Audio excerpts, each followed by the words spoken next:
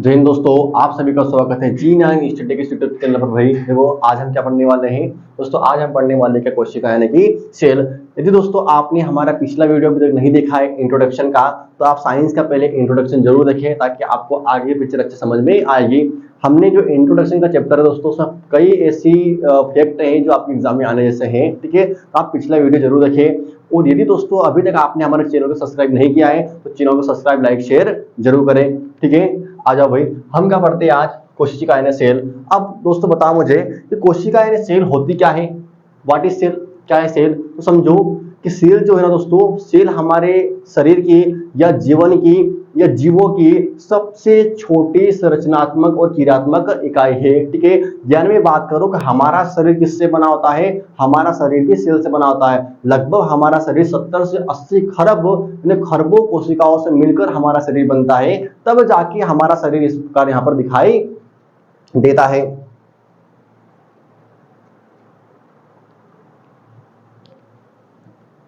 ठीक है, दिखाई देता है। यानी कि हमारे शरीर में 70 से 80 खरब कोशिकाएं हैं। यदि दोस्तों मैं अगर पानी का कुल्ला करके नीचे थूकूं ना, तो कई कोशिका नीचे गिर जाएगी। यदि मैं मेरे हाथ को जोर से मसलूंगा तो कई कोशिका मर जाएगी, क्योंकि इतनी कोशिका हमारे शरीर के अंदर है। तो समझते हैं कि कोशिका होती क्या है।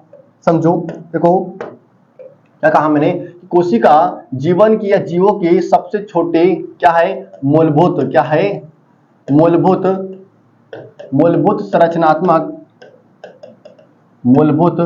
संरचनात्मक एवं क्रियात्मक इकाई है। यानी कि दोस्तों देखिए, फंडामेंटल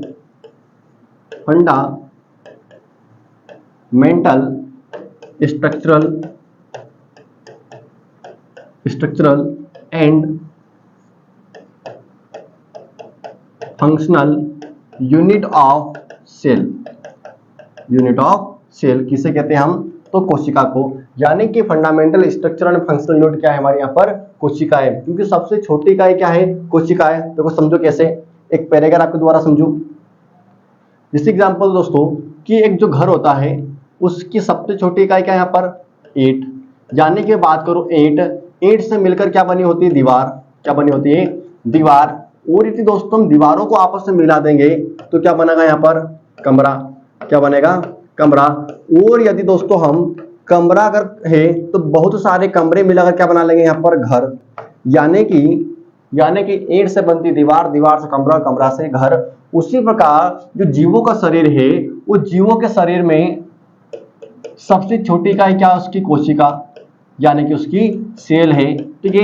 ये सेल यानी कोशिका मिलकर क्या बनाते हैं यहाँ पर, उत्तक। क्या बनाते हैं, उत्तक का निर्माण करते हैं, यानी कि टिश्यू का निर्माण करती है।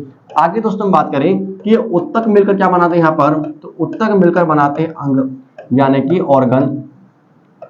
क्या बनाते हैं, ऑर्गन। और ये ऑर्गन अंग मिलकर दोस्तों क्या बनाते हैं यहाँ पर, शरीर, यानी कि बॉडी का निर्माण कर देते हैं। किसका निर्माण कर देते हैं, बॉडी का निर्माण कर देते हैं। ध्यान रहे, इस प्रकार हमारे शरीर का निर्माण हो जाता है। जैसे मैं एग्जांपल केमिस्ट्री के अंदर कि सबसे छोटा क्या होता है, परमाणु। क्या होता है, एटम। परमाणु से मिलकर क्या बनता है आपका यहाँ पर, अणु, यानी मॉलिक्यूल। और अणु से मिलकर क्या बनता है, यौगिक, कंपाउंड। और यौगिक से मिलकर क्या बनता है, पदार्थ, यानी कि आपका मैटर। क्या बनता है, मैटर बन जाता है। यानी कि सबसे छोटी इकाई में हमारे सेल का नंबर आता है। तो सेल क्या है, सबसे छोटी इकाई है, वो भी कौन सी, मूलभूत, संरचनात्मक और क्रियात्मक। सर ये मूलभूत क्या होता है, संरचनात्मक क्या होता है, क्रियात्मक क्या होता है, समझो।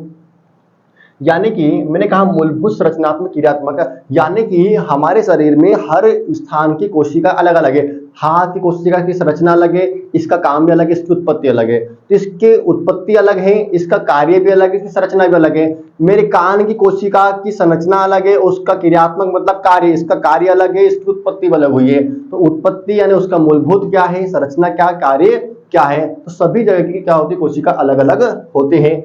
आगे दोस्तों हम समझते हैं क्या आता है हमारा। देखो अब मैंने कहा कि हमारे शरीर का निर्माण कैसे होता है, या जीव के शरीर का निर्माण कैसे होता है। तो एग्जांपल देता हूं मैं आपको, समझो। एग्जांपल लिया मैंने, जैसे कि ये यहां पर लिखा मैंने शुक्राणु कोशिका। शुक्राणु कोशिका यानी कि स्पर्म, ये एक सेल है। एक सेल यहां पर है अंडाणु, क्या है अंडाणु यानी कि ओवम या एग। ये दो कोशिकाएं, एक होती है शुक्राणु कोशिका, एक होती है अंडाणु कोशिका, ठीक है। ये होती है नर में, ये होती है मादा में, ठीक है। यदि दोस्तों ये दोनों कोशिका को मैं आपस में मिला दूं, इनका अगर क्या हो जाए फर्टिलाइजेशन, क्या हो जाए फर्टिलाइजेशन, तो क्या बनता है यहाँ पर जाइगोट, क्या बनता है जाइगोट। इनके फर्टिलाइजेशन से क्या बनता है जाइगोट, यानी कि ये दोनों कोशिका आपस में मिली तो एक नई कोशिका का निर्माण यहाँ पर हो गया, ठीक है। अब दोस्तों ये नई कोशिका यहाँ पर बन गया तो इससे क्या होता है फिर आगे जाके भ्रूण का निर्माण होगा, फिर पूरे शरीर का निर्माण हो जाएगा। समझते कैसे, देखो मान लो ये क्या बने, यहाँ पर मैंने एक कोशिका, क्या है ये है कोशिका, कोशिका। अब दोस्तों इस कोशिका के अंदर बहुत सारे अलग अलग कोशिकांग होते हैं। जैसे मैं बात करूं, इसके अंदर राइबोसोम भी होता है, माइटोकॉन्ड्रिया भी होता है, लाइसोसोम भी होता है, एंडोप्लाज्मिक रेटिकुलम भी होता है, गोल्गी बॉडी भी होता है, केंद्रक भी होता है, ठीक है, ईआर भी होता है, सब कुछ होते हैं। तो एग्जांपल दूं मैं, इसके अंदर क्या होता है कि इसके अंदर माइटोकॉन्ड्रिया भी होता है, इसके अंदर लाइसोसोम भी होता है, इसके अंदर राइबोसोम भी होता है, ठीक है, इसके अंदर एंडोप्लाज्मिक रेटिकुलम भी होता है, इसके अंदर आपका क्या होता है गोल्जी बॉडी भी होता है। यानी कि इस प्रकार जो ये कोशिका होती है, कोशिका के अंदर भी छोटे छोटे कई कोशिकाएं होते हैं। जिस प्रकार केमिस्ट्री में जो परमाणु होता है सबसे छोटा होता है और परमाणु के अंदर भी इलेक्ट्रॉन प्रोटॉन न्यूट्रॉन होता है, उसी प्रकार हमारी बायोलॉजी में सबसे छोटी इकाई क्या है, हमारी सेल है, कोशिका है। इसी प्रकार कोशिका के अंदर भी कई छोटे छोटे पार्ट्स हैं जिनको हम बोलते हैं कोशिकांग। अगर दोस्तों ये एक कोशिका है, ये एक कोशिका है, यदि ऐसी बहुत सारी कोशिका आपस में मिल जाए, ये एक कोशिका पूरी, यदि मैं बात करूं ऐसी बहुत सारी कोशिका आपस में मिल जाए, ये एक कोशिका थी, ये मैं आप मिल रहा हूं कई कोशिकाएं, ठीक है, कई कोशिका आपस में मिल जाए तो क्या होगा, तो जब कई कोशिका आपस में मिल जाती है तो किसका निर्माण कर लेती है वो उत्तक का, किसका उत्तक का, यानी कि टिश्यू का निर्माण हो जाता है, टिश्यू का निर्माण हो जाता है। किसके आधार पर होता है भाई, ये होता है उसकी संरचना कैसी है, संरचना के आधार पर, उसकी कार्य के आधार पर और उसकी उत्पत्ति के आधार पर, यानी कि संरचना कार्य और उत्पत्ति के आधार पर क्या होता है यहाँ पर उत्तक का निर्माण हो जाता है। कब, जब बहुत सारी ऐसी कोशिका आपस में मिल जाती है तब। आगे दोस्तों बात करें, यदि बहुत सारे उत्तक आपस में मिल जाए, ये एक उत्तक, दूसरा उत्तक, तीसरा उत्तक, ऐसे बहुत सारे उत्तक आपस में मिल जाए तो किसका निर्माण होता है, तो यहाँ पर दोस्तों होता है अंग का निर्माण। किसका होता है, अंग, यानी कि ऑर्गन का निर्माण हो जाता है, ठीक है। जैसे मैं एग्जांपल दूं यहाँ पर, जैसे मान लो फेफड़ा, क्या बन गया, एक फेफड़ा बन गया। इस प्रकार दोस्तों क्या होता है, अंग का निर्माण किससे होता है, उत्तकों से मिलने से। आगे दोस्तों बात करें तो एक अंग है, यदि ऐसे बहुत सारे अंग आगे जाके मिल जाए, यदि ऐसे बहुत सारे अंग आगे जाकर मिल जाए तो क्या बन जाता है अंग तंत्र, यानी एक अंग है। जैसे आगे जाके मैं बात करूं, आंख, कान, नाक, मुंह, किडनी, ठीक है। इस प्रकार से कई अंग यदि आपस में मिल जाते हैं तो इन अंगों से मिलने से क्या बनता है अंग तंत्र, क्या बन जाता है, इनके मिलने से बनता है अंग तंत्र, यानी कि यहाँ पर ऑर्गन सिस्टम, ऑर्गन सिस्टम बन जाता है। और दोस्तों इन्हीं ऑर्गन सिस्टम से क्या बनता है यहाँ पर शरीर, किसका निर्माण होता है, शरीर, यानी कि बॉडी का निर्माण हो जाता है।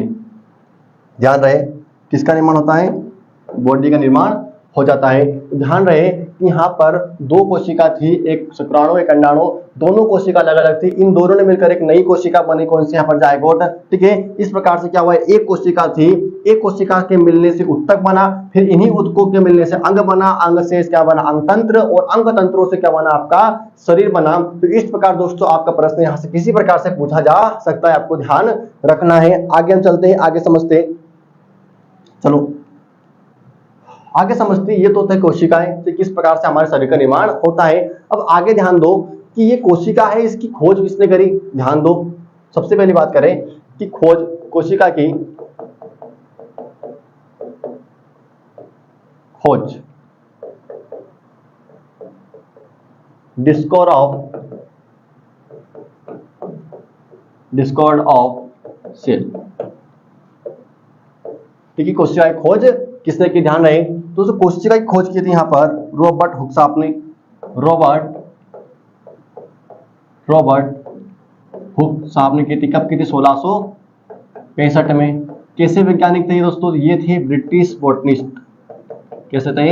ये थे ब्रिटिश बॉटनिस्ट। अब इन्होंने खोज कैसे की समझो। इन्होंने क्या किया, एक पेड़ था, क्या था? पेड़, ठीक है, उस पेड़ की क्या थी? छाल, पेड़ की छाल।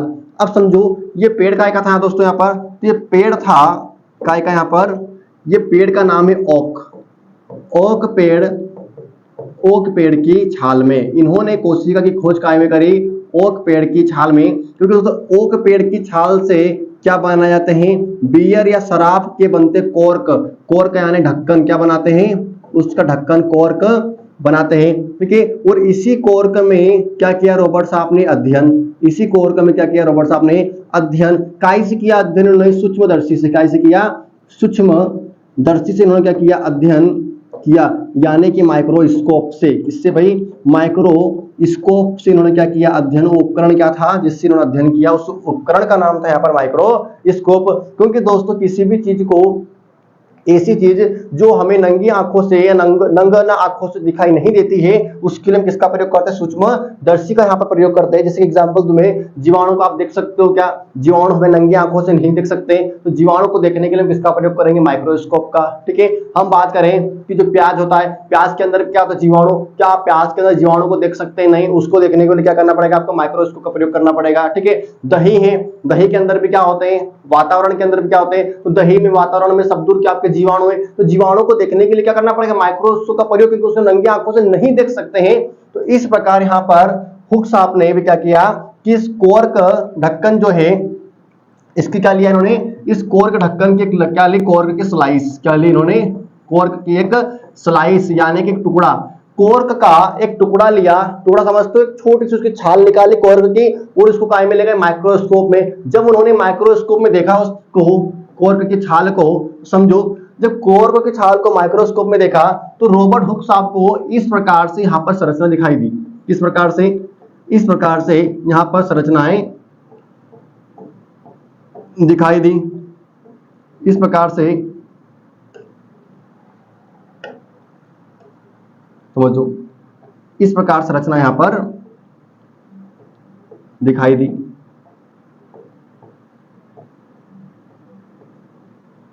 दिख रही है वाली? तो इस प्रकार से रॉबर्ट हुक को क्या दिखाई दी? संरचना। यानी कि उन्होंने कहा कि जो संरचना मुझे दिखाई दे रही है ये मधुमक्खी के छत्ते के समान है। क्या बोला उन्होंने? ये संरचना है मधुमक्खी के छत्ते के समान उनको संरचना दिखाई दी। किसमें? इस कॉर्क की स्लाइस में। किसमें? ने ओक पेड़ की जो छाल है उससे बनाए ढक्कन कॉर्क, कॉर्क की छाल को निकाला, उसको स्लाइस लिया, एक टुकड़ा लिया, टुकड़े को जब माइक्रोस्कोप में देखा तो उनको इस प्रकार यानी मधुमक्खी के छत्ते के समान को संरचना दिखाई दी। तो रॉबर्ट हुक साहब ने सोचा कि मैं अब इसको क्या नाम दूं, जो मैंने इसको खोज करी इसको नाम क्या दूं? तो उन्होंने कहा कि जो मुझे संरचना दिखाई दे रही है ये कैसी संरचना है? कमरे के समान। कैसे? ये जो संरचना है एक कमरे के समान है। और स्टैंडर्ड इंग्लिश में, यानी हम बात करें आपके यूरोप महाद्वीप या अमेरिका में, यहाँ पर कमरे को क्या बोलते हैं? सेल। हम बात करें हमारे जो होते हैं यहाँ पर कैदी जा रहते हैं जेल के अंदर, तो जेल के अंदर जो कमरे होते हैं, जेल के अंदर जो कमरे होते हैं उनको हम बोलते हैं सेल। यानी कमरे को उन्होंने क्या नाम दिया? सेल की। ये क्या है भाई? सेल। क्या है? तो कोशिका यानी सेल शब्द भी किसने दिया? यहाँ पर रॉबर्ट हुक साहब ने। ठीक है, ध्यान रखना कमरे की नुमा संरचना थी, इसलिए यहाँ पर सेल को क्या दिया? एक कमरे को नाम दिया सेल शब्द। तो इस प्रकार से रॉबर्ट हुक साहब ने क्या किया? यहाँ पर किसकी खोज कर दी? कोशिका की खोज कर दी। और लेकिन दोस्तों कोशिका की खोज करी तो कैसी थी ये कोशिका? तो दोस्तों ये कोशिका कैसी थी यहाँ पर? तो ये सेल थी यहाँ पर कैसे? मृत। कैसी सेल थी ये?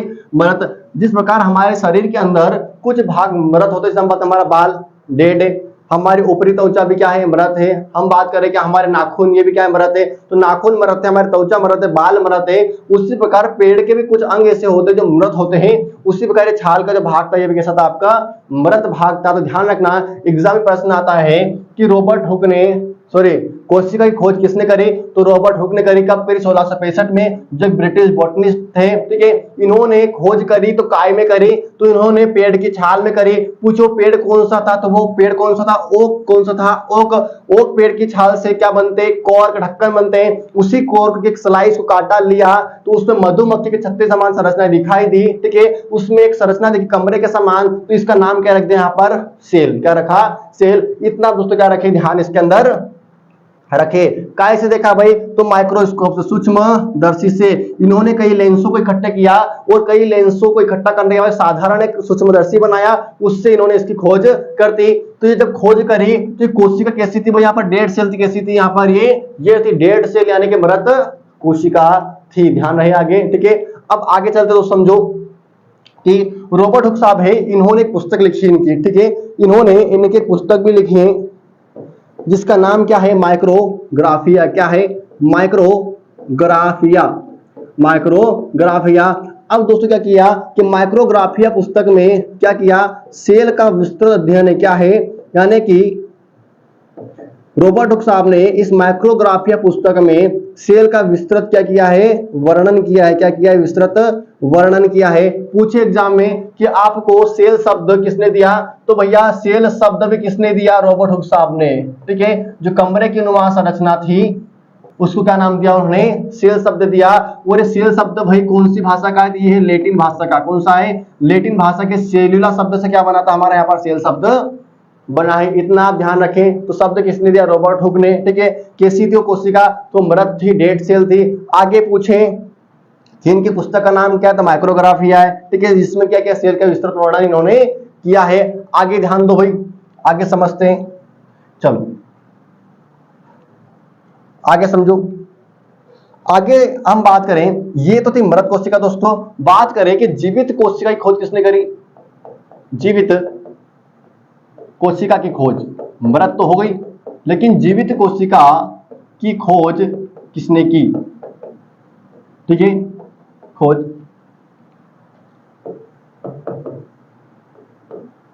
Discovery of living cell. Discovery of living cell. बताओ भाई जीवित कोशिका की खोज किसने करी? तो जीवित कोशिका की खोज की है यहां पर एंटोनी वॉन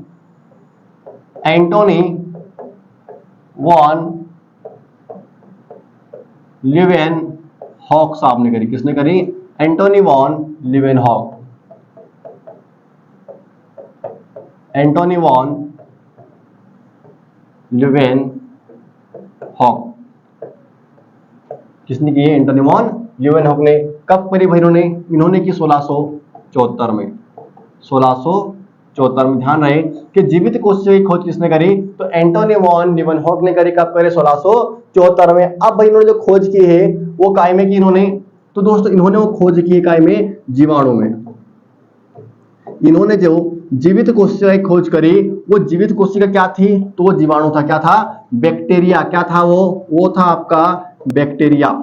ध्यान रहे, यानी कि लिविंग यहाँ पर एंटोनी वॉन लीवेनहॉक साहब ने जो जीवित कोशिका की खोज करी है 1674 में, वो काय में की? तो वो था आपका जीवाणु। क्या था? जो कैसा था? आपका जीवित था। अब समझो दोस्तों इन्होंने जीवित कोशिका की खोज की कैसे? एक्चुअल में बात क्या कहानी समझो कि जो लीवेन साहब है, एंटोनी वॉन साहब है, तो एंटोनी वॉन साहब क्या गए, एक बार पानी पीने के लिए कहां गए? तालाब के पास। ठीक है, घूमते घूमते गए तालाब के पास में। जब तालाब के पास में गए तो इन्होंने क्या किया, वहां पर कहीं इन्होंने उस तालाब के अंदर छोटे छोटे सूक्ष्म जीव देखे। ठीक है, इनके पास क्या था? माइक्रोस्कोप। इन्होंने माइक्रोस्कोप से कई ऐसे छोटे छोटे जीव देखे जिन्हें दोस्तों जब तालाब में गए, हम बता रहे ये तो तालाब के पास गए तो इन्होंने तालाब के अंदर क्या देखे? छोटे छोटे क्या देखे इन्होंने? छोटे छोटे जीव देखे जिन्हें दोस्तों इन्होंने नाम दिया एनीमैक्यूली। क्या नाम दिया इन्होंने? नाम दिया उसको एनीमैक्यूली। एनीमैक्यूली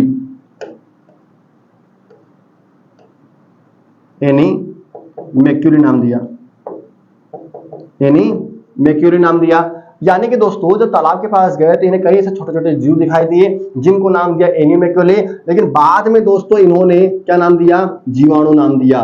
बाद में जीवाणु नाम इन्होंने दिया, यानी कि इन्होंने जीवाणु की जो खोज करी किसके तालाब के अंदर करे। तालाब के अंदर ऐसे कई छोटे छोटे बैक्टीरिया थे, ठीक है, जिसको उन्होंने देखा पहले, उनको नाम दिया एनीमेकोली, छोटे छोटे जीवों को। फिर आगे जाकर इन्होंने क्या नाम दिया, जीवाणु नाम दिया, ठीक है। जब इस प्रकार दोस्तों एंटोनी वॉन लीeuwenhoek साहब ने क्या किया कि सूक्ष्म जीवों के अंदर एक तो बैक्टीरिया की खोज करी, किसकी खोज की इन्होंने बैक्टीरिया खोज करी, साथ में और क्या की खोज करी इन्होंने की प्रोटोजोआ की खोज किस करी, प्रोटोजोआ की खोज करी, इन्होंने आरबीसी की खोज करी और स्पर्म, और क्या की खोज करी इन्होंने, स्पर्म की खोज की इन्होंने। यानी कि दोस्तों यहाँ पर एंटोनी वॉन लीeuwenhoek साहब ने एक तो यहाँ पर जीवाणु खोज के जीवित था, बाद में इन्होंने तालाब के अंदर कई छोटे छोटे जीव देखे जिन्होंने उनको नाम दिया एनीमेक्यूरी नाम दिया, जीवाणु नाम दिया इन्होंने बाद में, ठीक है। और इन्होंने कौन कौन सी खोज की, ये सारी खोज किसने करी है, तो एंटोनी वॉन लीeuwenhoek साहब ने की है। बैक्टीरिया की खोज की, प्रोटोजोआ की खोज की है, आरबीसी की खोज की, स्पर्म की, इन सभी की खोज आप ध्यान रखना कि सारी खोज किसने करी है यहाँ पर, एंटोनी वॉन लीeuwenhoek साहब ने। जब लीeuwenhoek साहब ने इतनी सारी खोज करी है, ठीक है, छोटे छोटे सूक्ष्म जीवों की, तो सूक्ष्म जीवी किसे कहते हैं हम, सूक्ष्म जीवी, यानी कि माइक्रो बायोलॉजिस्ट दोस्तों, सूक्ष्म जीवी या माइक्रोबायोलॉजिस्ट किसे कहते हैं, एंटोनी वॉन लीeuwenhoek साहब को कहते हैं। एंटोनी वॉन लीeuwenhoek साहब को क्या कहते हैं यहाँ पर, माइक्रोबायोलॉजिस्ट कहते हैं, क्योंकि इन्होंने सबसे पहले तो जीवाणु की खोज करी, इन्होंने कई छोटे छोटे सूक्ष्म जीवों की खोज करी है, इसलिए हम कहते हैं सूक्ष्म जीव विज्ञान का जनक। क्या कहते हैं इन्हें हम क्या कहते हैं, इन्हें हम कहते हैं सूक्ष्म जीव,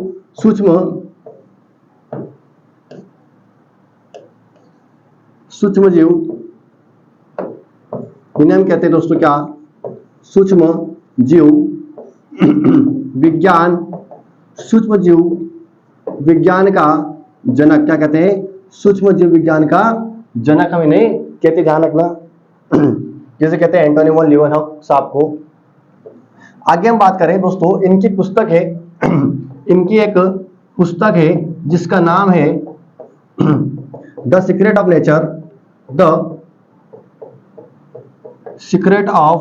नेचर, प्रकृति का रहस्य, सीक्रेट ऑफ नेचर, ध्यान रहे। तो सूक्ष्म जीव माइक्रोबायोलॉजिस्ट किसे कहते हैं, तो एंटोनी वॉन लीeuwenhoek साहब कहते हैं, ठीक है। सूक्ष्म जीव विज्ञान का जनक किसे कहते हैं, तो एंटोनी वॉन लीeuwenhoek साहब तो कहते हैं, ठीक है। इनके पुस्तक का नाम क्या है, द सीक्रेट ऑफ नेचर है, ठीक है, प्रकृति का रहस्य, ध्यान रहे। तो एग्जाम में पूछे कि मृत कोशिका की खोज किसने करी, तो कौन है, रॉबर्ट हुक साहब। लेकिन पूछे जीवित कोशिका की खोज किसने करी, तो एंटोनी वॉन लीeuwenhoek साहब ने करी 1674 में। वो जीवित कोशिका क्या थी यहाँ पर, तो आपको क्या था इसके अंदर, यहाँ पर जीवाणु क्या था, ये आपका जीवाणु था, बैक्टीरिया था, ठीक है। इन्होंने खोज कहाँ में करी, ठीक है, तालाब में करी। तालाब में छोटे छोटे इन्होंने क्या देखे, यहाँ पर जीव देखे, जिन्हें इन्होंने क्या नाम दिया, एनीमेक्यूरी नाम दिया, ठीक है। जीवाणु इन्होंने नाम बाद में दिया है, इतना ध्यान रखना, ठीक है। इन्होंने और कौन कौन सी खोज करी, तो इन्होंने बैक्टीरिया की खोज करी, प्रोटोजोआ की खोज की, आरबीसी खोज करी, स्पर्म की खोज करी। इतनी सारी खोज सब किसने करी है, लीeuwenhoek साहब ने करी है, ठीक है। इतनी सारी खोज करी इन्होंने छोटे छोटे जीवों की, इसलिए हम क्या कहते हैं, सूक्ष्म जीव विज्ञान का जनक कहते हैं, माइक्रोबायोलॉजिस्ट हम कहते हैं किसे, एंटोनी वॉन लीeuwenhoek साहब को। इनकी पुस्तक का नाम क्या है यहाँ पर, द सीक्रेट ऑफ नेचर है, ठीक है भाई। अब आगे समझो, आगे हम समझते हैं इसका फैक्ट, कि भाई फैक्ट क्या है। देखो, अगर मैं आपसे पूछूं कि बताओ कोशिका का अर्थ क्या है, सबसे पहले बताओ कोशिका का अर्थ क्या है। तो कोशिका, तो पहले क्या होता, कोशिका है क्या, अर्थ बाद में, पहले समझाओ कोशिका क्या है। तो कोशिका दोस्तों क्या है, जीवन की सबसे छोटी, जीवन की या जीवों के सबसे छोटे क्या है, ये मूलभूत, क्या है, मूलभूत संरचनात्मक एवं क्या है, कार्यात्मक या क्रियात्मक इकाई है, कार्यात्मक इकाई है। कौन, तो एग्जाम में ध्यान रखना है, सभी आपके क्वेश्चन से, ये आपकी प्रैक्टिस है। अब ध्यान रखना, मैं आपसे क्वेश्चन पूछ रहा हूँ, आपको कमेंट बॉक्स में जवाब देना है, ठीक है। क्या है कि अगर पूछे एग्जाम में कि जीवन की सबसे छोटी मूलभूत संरचनात्मक इकाई क्या है, तो क्या लगाओगे आप, सेल, यानी कि कोशिका है। अगला प्रश्न है कि कोशिका का अर्थ क्या, मीनिंग क्या है, तो समझो कोशिका का अर्थ क्या है, छोटा कमरा, क्योंकि यहाँ पर रॉबर्ट हुक साहब ने जो मधुमक्खी के छत्ते में या मधुमक्खी के छत्ते के समान संरचना थी, उसके अंदर जो एक कमरेनुमा संरचना थी, उसी का अर्थ क्या हो गया यहाँ पर, छोटा कमरा। अगला शब्द भाई, कोशिका शब्द किससे बना है? तो कोशिका शब्द किससे बना है? लैटिन भाषा के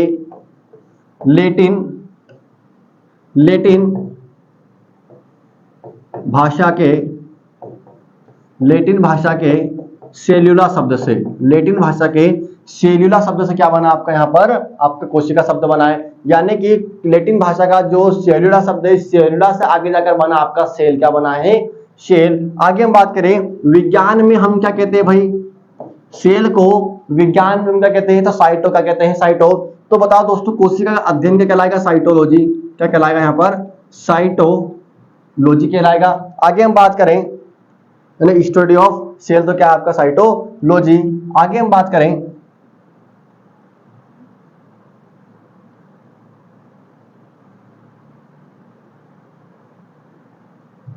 अगला, बताओ मुझे कि उत्तक का अध्ययन कहलाता है। जैसे एग्जांपल दिया मैंने कि कोशिका का अध्ययन साइटोलॉजी कहलाता है। तो बताओ दोस्तों, उत्तक का अध्ययन क्या कहलाता है? Study of tissue. तो स्टडी ऑफ टिश्यू कहलाएगा आपका हिस्टोलॉजी। क्या होगा? हिस्टोलॉजी। ये दोस्तों सभी प्रश्न आपको क्या करना है? नोट करना है। एग्जाम में किसी प्रकार से पूछा जा सकता है, ठीक है। कोशिका की संख्या कितनी है दोस्तों? हमारे शरीर में कोशिका की संरचना 7 से 8 ट्रिलियन। कितनी है? 7 से 8 ट्रिलियन क्या है? सेल की संख्या हमारे शरीर के अंदर होती है, ठीक है। वो जो सेल की संख्या निर्भर करती है किसके? जीव के आकार पे, ठीक है। जीव का आकार कितना है। अगली बात करें, कोशिका की खोज, डिस्कवरी ऑफ सेल किसने करी है? तो रॉबर्ट हुक साहब ने। कोशिका की खोज हमने देख लिया पीछे, कोशिका की खोज किसने करी है? तो रॉबर्ट हुक साहब ने की है। कब करी है? 1665 में करी है। वो कोशिका कैसी थी आपकी? तो मृत। कैसी थी आपकी? मृत थी। आगे बात करें, मृत कोशिका की खोज किसने करी? तो मृत कोशिका की खोज भी किसने करी? अगर एग्जाम में प्रश्न आता है रॉबर्ट हुक साहब ने। यानी एग्जाम में प्रश्न आपको किसी प्रकार से भी आ सकता है, ठीक है, किसी प्रकार से भी आ सकता है। आगे हम बात करें कि मृत पादप कोशिका की खोज किसने करी? मृत पादप कोशिका की खोज किसने करी? तो वो भी क्या आएगा? रॉबर्ट हुक साहब। यानी कि आपका जो ओक का पेड़ था वो क्या है? पादप तो है, तो रॉबर्ट हुक। यानी मृत पादप कोशिका की खोज किसने करी? यहाँ पर आपके रॉबर्ट हुक साहब ने करी है। आगे हम बात करें दोस्तों यहाँ पर कि कोशिका विज्ञान के जनक कौन है? कोशिका विज्ञान के जनक कैसे कहते हैं? तो भाई कोशिका विज्ञान के जनक किसे कहेंगे हम? रॉबर्ट हुक साहब को कहेंगे। रॉबर्ट हुक साहब को कहेंगे, यानी कि फादर ऑफ साइटोलॉजी किसे कहते हैं हम? रॉबर्ट हुक साहब को। आगे बात करें कोशिका जीव विज्ञान के जनक कौन है, यानी फादर ऑफ सेल बायोलॉजी किसे कहते हैं? ये भी आपके कौन से यहाँ पर? रॉबर्ट हुक साहब भी आएंगे। किसी प्रकार से अगर प्रश्न पूछे ध्यान रखना, रॉबर्ट हुक साहब है। आगे हम बात करें कि सेल शब्द किसने दिया? तो सेल शब्द किसने दिया भाई? यहाँ पर रॉबर्ट हुक साहब ने दिया। रॉबर्ट हुक साहब ने दिया। आगे हम बात करें कि आधुनिक जनक कौन है भाई? यानी कि हम बात करें कोशिका का आधुनिक जनक कौन है? तो कोशिका के आधुनिक जनक है स्वानसन। कौन है? स्वानसन है।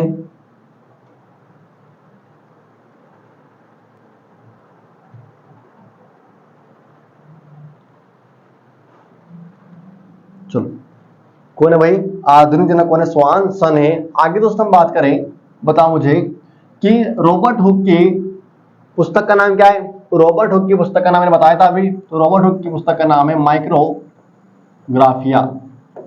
माइक्रोग्राफिया किसकी पुस्तक है? इसमें किसका वर्णन है? इसमें वर्णन है सेल का। सेल का क्या है इसके अंदर? वर्णन है पूरा के पूरा। आगे हम बात करें कि स्वानसन की पुस्तक का नाम क्या है? स्वानसन की पुस्तक का नाम क्या भाई? तो इनकी पुस्तक का नाम है द सेल। इनके पुस्तक का नाम क्या है? The cell. किसका नाम है? स्वानसन की पुस्तक का नाम। आगे हम बात करें भारतीय जनक कौन है भाई? तो हमने लिखा कि सेल के जनक रॉबर्ट हुक साहब है। आधुनिक जनक हमारे कौन है? यहाँ पर स्वानसन है। अब बात करें कि आधुनिक जनक के बाद बात करें कि भारतीय जनक, कोशिका के भारतीय जनक कौन है? तो कोशिका के भारतीय जनक भाई कौन है? डॉक्टर अरुण कुमार शर्मा। कौन है? डॉक्टर अरुण कुमार शर्मा क्या है?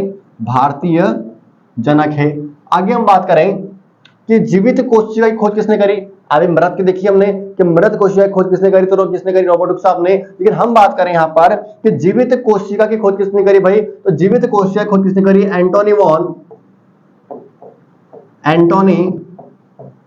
वॉन लीवेनहॉक, किसने करी, एंटोनी वॉन लीवेनहॉक साहब ने करी है। आगे हम बात करें कब करी, तो 1674 में, ध्यान रखना 1674 में इन्होंने की है। अगला आता है हमारा, ठीक है, डिस्कवर्ड ऑफ लिविंग सेल हो गया। जीवित पशु कोशिका की खोज किसने करी, अगर एग्जाम में प्रश्न आता है कि जीवित पशु कोशिका की खोज किसने करी, यानी कि discovered of living animal cell, तो भाई जो हमारा जीवाणु में खोज करी थी एंटोनी वॉन लीवेनहॉक साहब ने, तो जीवाणु काय में आता है, एनिमल्स में, किसमें आता है, एनिमल्स में। तो इसका भी दोस्तों खोजकर्ता कौन आ जाएगा आपका, एंटोनी वॉन लीवेनहॉक। पूछे एग्जाम में जीवित पशु कोशिका की खोज किसने करी, तो एंटोनी वॉन लीवेनहॉक साहब है। आगे हम बात करें कि पहली जीवित पादप कोशिका की खोज किसने करी, भी आया है कि पहली जीवित, वो भी कौन सी है, पादप कोशिका।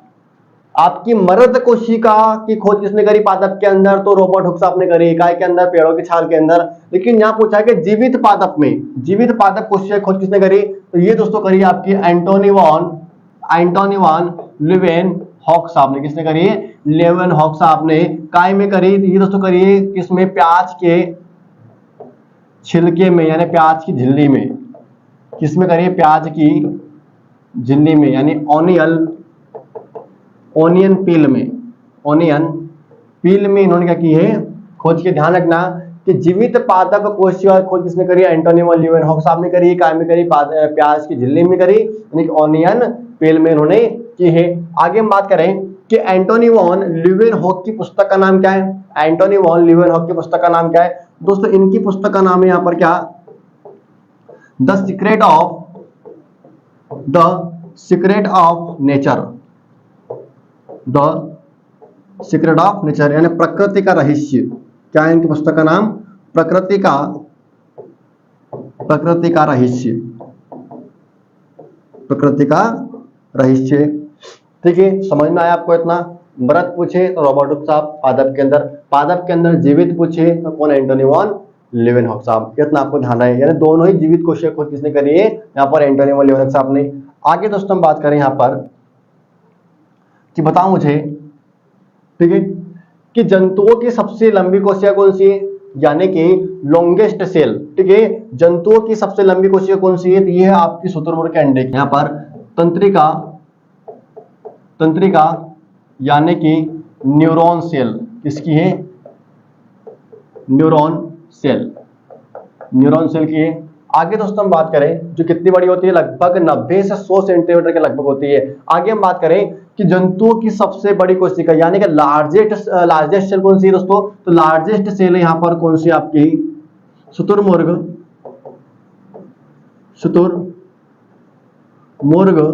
यानी कि ऑस्ट्रिच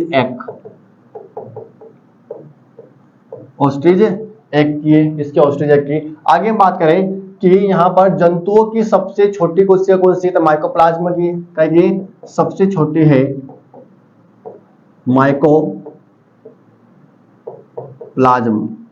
माइकोप्लाज्म जीवाणु की। जब ये क्या है, एक प्रकार का जीवाणु है। माइकोप्लाज्म जीवाणु की कितनी बड़ी होती है, 0.1 माइक्रोमीटर होती है।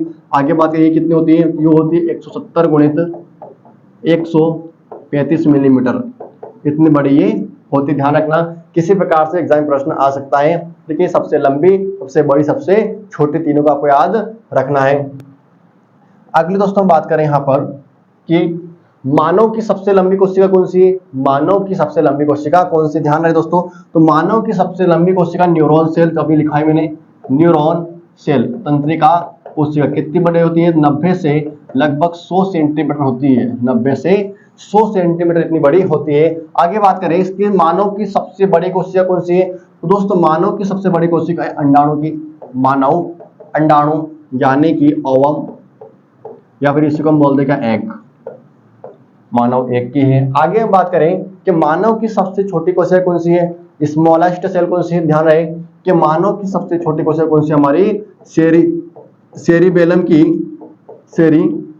की ग्रेन्यूल कोशिका, ग्रेन्यूल सेल। या हम बात करें की स्पर्म सेल, ये सबसे छोटी है 2। तो यदि दोस्तों 2 ऑप्शन में आता है कि हमारे मानव की सबसे छोटी कोशिका कौन सी है, तो हमारे सेरिबेलम की, क्या सेरिबेलम की ग्रेन्यूल सेल आ जाए ऑप्शन में, या फिर क्या आ जाए यहाँ पर स्पर्म।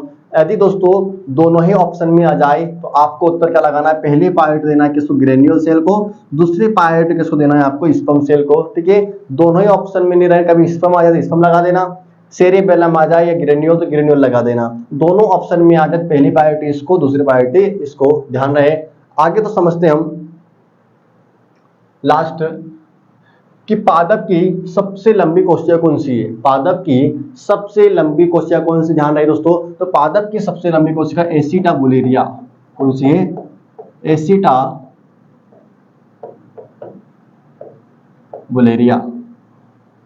एसिटाबुलेरिया। एग्जाम अगर पूछे कि भाई पादप की सबसे लंबी कोशिका कौन सी है, तो एसिटाबुलेरिया कौन सी, लार्जेस्ट है यहाँ पर एसिटाबुलेरिया। अब मैंने कहा माइकोप्लाज्म, क्या कहा मैंने कि माइकोप्लाज्म भी एक जीवाणु है, माइकोप्लाज्म भी एक जीवाणु है। तो बताओ दोस्तों कि माइकोप्लाज्म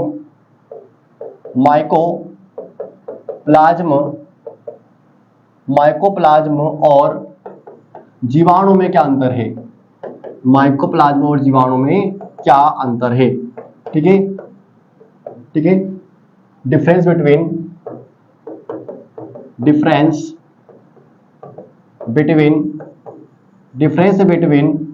माइकोप्लाज्म एंड बैक्टीरिया बता दोस्तों दोनों में अंतर क्या है कि माइकोप्लाज्म और जीवाणु में अंतर का ध्यान रहे कि माइकोप्लाज्म और बैक्टीरिया में एक अंतर है। यहाँ पर दोस्तों जो माइकोप्लाज्म है ये है तो एक जीवाणु, ये भी क्या एक जीवाणु, लेकिन दोस्तों इसमें क्या नहीं होती है, इसमें सेल वाल क्या होती है, एब्सेंट होती है, यानी कि माइकोप्लाज्म में सेल वाल नहीं होती है। जबकि बात करें कि बैक्टीरिया होता है, बैक्टीरिया के अंदर क्या होती है, सेल वाल प्रेजेंट होती है, ध्यान रहे कि माइकोप्लाज्म में एक बैक्टीरिया है, जीवाणु है, लेकिन इसके अंदर सेल वाल नहीं होती है, जबकि यहाँ पर क्या होती है, बैक्टीरिया में सेल वाल उपस्थित होती है। ये क्या होता है इसके अंदर अंतर, ध्यान रहे। तो एग्जाम में यदि किसी प्रकार का दोस्तों प्रश्न आता ध्यान रहे, हमने यहाँ सारा इसके अंदर पढ़ लिया है। ठीक है, सारे पेज हमने इसके अंदर पढ़ लिए इस प्रकार से है। ठीक है, तो अब एग्जाम में आपको किस तरह से प्रश्न आता है आप ध्यान रहे, इसको आराम से अपने नोट्स बनाएं, अपने नोट्स में अपडेट करें अगर आपने बना लिया है तो। ठीक है, और दोस्तों यदि आपने अभी तक नोट्स नहीं बनाया है तो नोट जरूर बनाएं, मैं आपको पूरा साइंस यहाँ पे कंप्लीट करवाने वाला हूं। और यदि दोस्तों अभी तक आपने हमारे चैनल को सब्सक्राइब नहीं किया है तो चैनल को जरूर सब्सक्राइब करें, लाइक करें, शेयर भी करें दोस्तों, कमेंट भी करें। कल हम पढ़ते हैं अगले पार्ट में दोस्तों। ठीक है, जय हिंद, जय भारत।